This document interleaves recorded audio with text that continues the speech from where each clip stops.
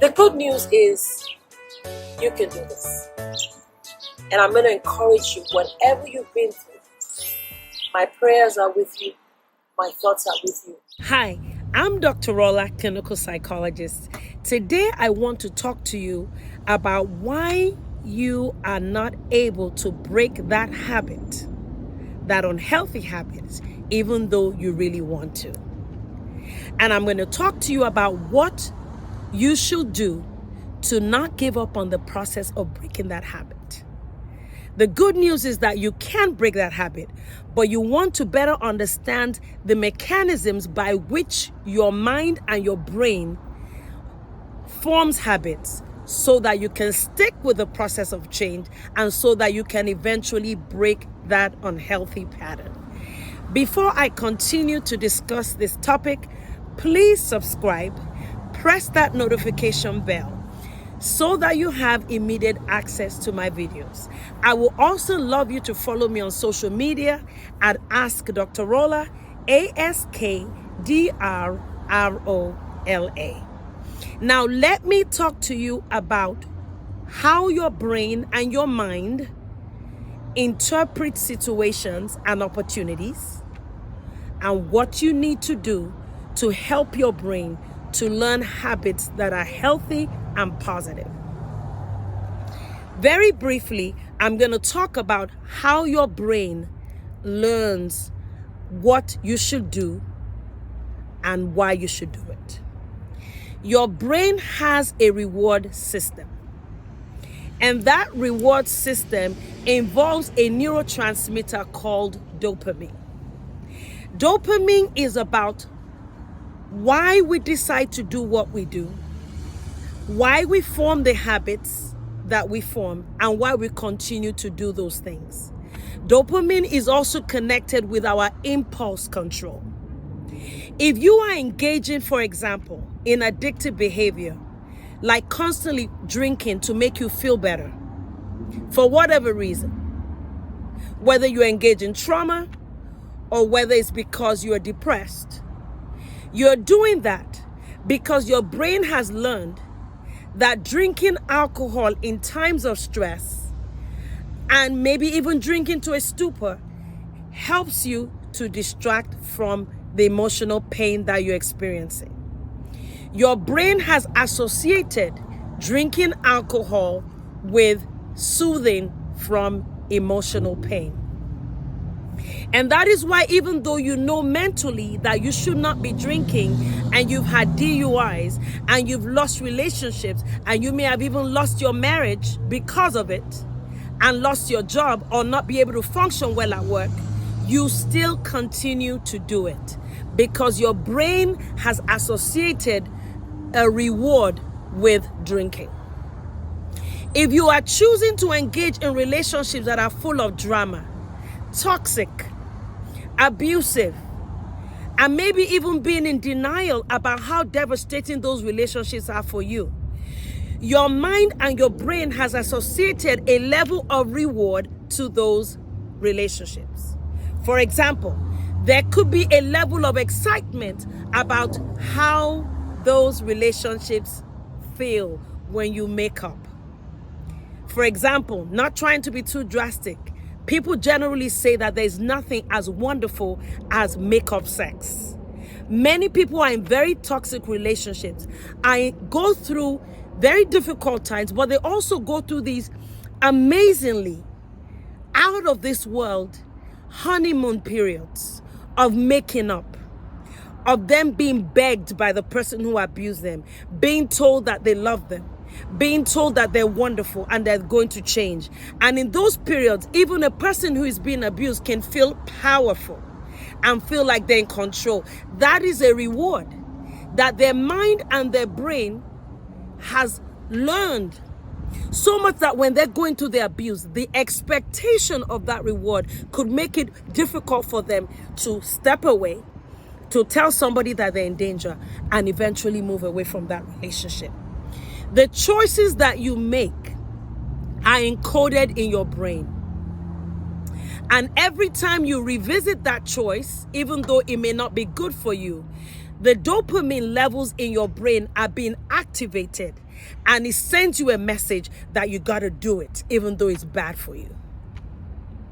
That means that the decisions you make in the moment were made prior to this very minute.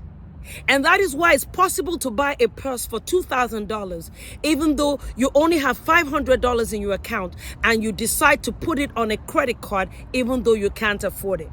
Because in that moment, you've seen ads on TV telling you how important and powerful people who carry those purses are. When you go for a party in the community, friends say hi to you specially and commend you for carrying that purse. Anticipation of the reward of how your friends will perceive you in your social circle moves you to buy that purse even though you can't afford it. I hope you are beginning to see the connection between how you make decisions and your mindset, and how that is encoded on your brain level. And then what is even more devastating and why it's even more difficult for us to break these unhealthy habits is that the more you engage in that reward, in that unhealthy behavior, your brain recognizes it as a viable way to feel good, even though the long-term consequences are devastating. You will continue, and you're more likely to continue in that unhealthy behavior because this message is being reinforced on a brain level, and your mind then sees that unhealthy behavior as a rewarding experience, even though you may mentally know that it's not good for you.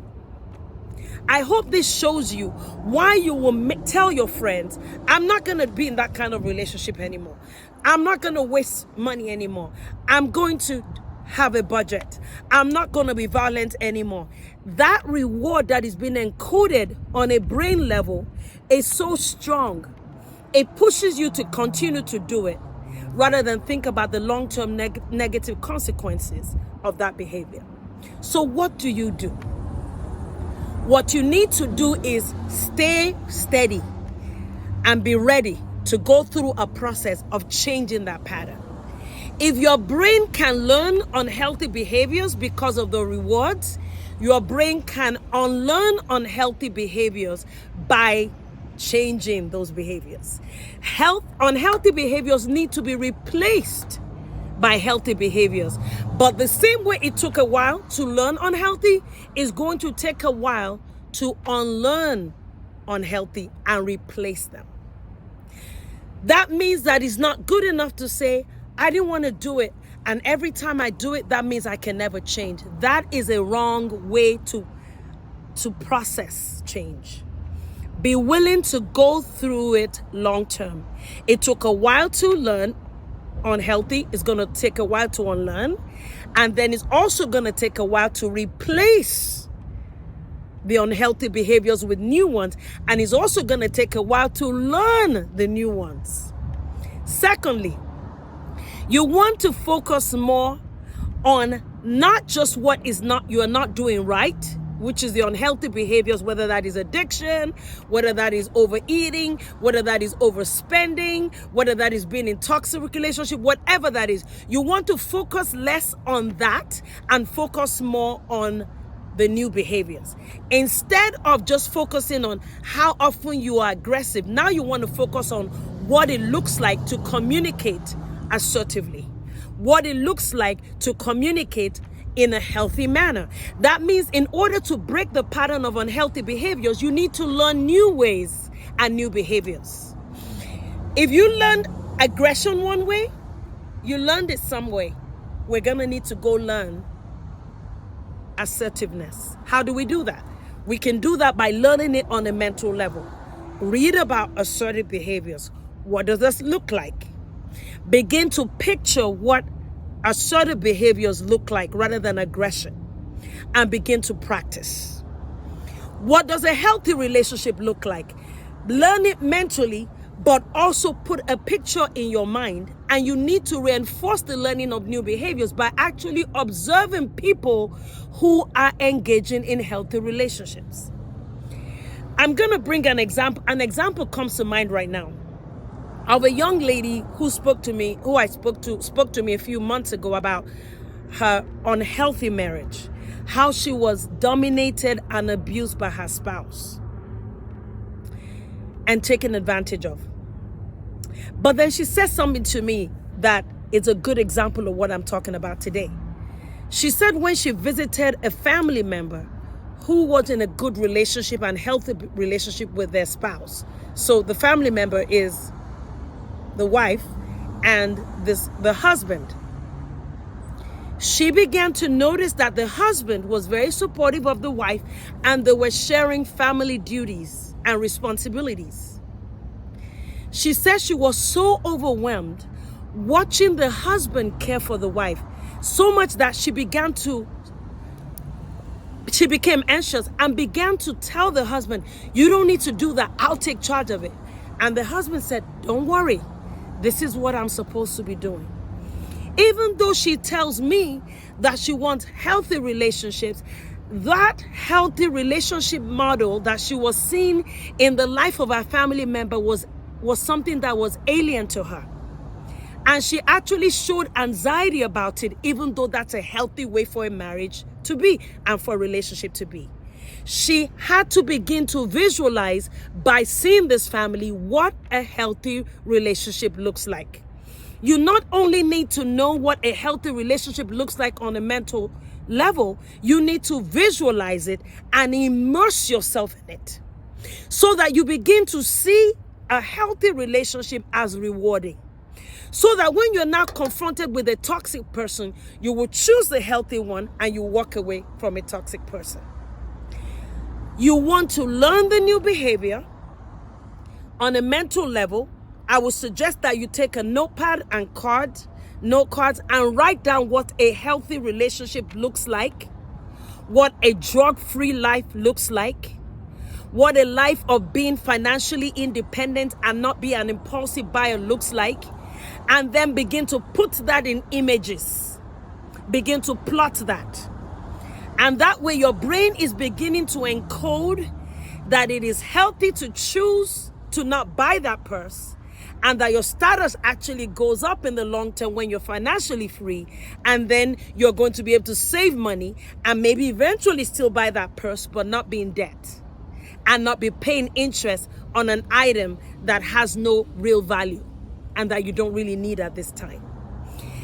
You can also begin to see that your relationships need to change, and you need to be around people that place less emphasis on the purse that you're carrying and more emphasis on the kind of person you are or how much money and investment you're making for the future. You may need to join an investment group.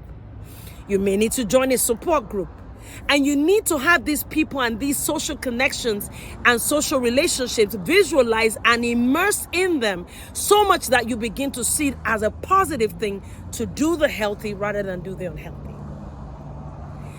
The bottom line here is that the decisions you make in the moment has been formed and encoded on a brain and neuronal level. And in order to change it, you must stick with the process. You must begin to visualize the healthy behavior. Begin to put in social connections for the long term, not the short term. Be reparented and be re-immersed into a different way of living so that your brain begins to see the behaviors that are healthy for you in the long term as a good opportunity. And until you do that, you will continue to choose the wrong patterns. What is so damaging about unhealthy behaviors is that I've known people that have engaged in unhealthy behaviors such as hoarding and substance abuse and toxic relationships. I've known some of them for 20, 30, 40 years, and they continue to engage in those behaviors. Even though they would tell me, Dr. Rolla, I don't want to be that way. I know it's hurting my family. They know it, they verbalize it, but they can't make that change. Because the moment they keep repeating that behavior, the brain is constantly being encoded as a good way to go, even though it's bad for them. And they do not stick with the process of change enough. They do not immerse themselves in the process of learning the new behaviors. And they do not continue to put systems in place so that when they're confronted with the choice to do the unhealthy, they choose the healthy. This is a very powerful concept that is going to take you a while to really take in, and it's more than this video. You're going to have to immerse yourself in it, kind of eat it up, let it sit. But I promise you, if you will stick with the process of change, if you will visualize the healthy experience, if you will engage in a re-encoding of the reward system in your brain, if you will not give up no matter how many times you fall and continue to engage in the process of change, you will overcome that unhealthy behavior. But if you give up, that unhealthy behavior could destroy you. It could keep you in a pattern of failure, and it could rob you of the wonderful potential that God has given you. I want you to share this video with as many people as possible. Like, subscribe, and I will talk to you next time by God's grace. Thank you so much for watching. Bye now.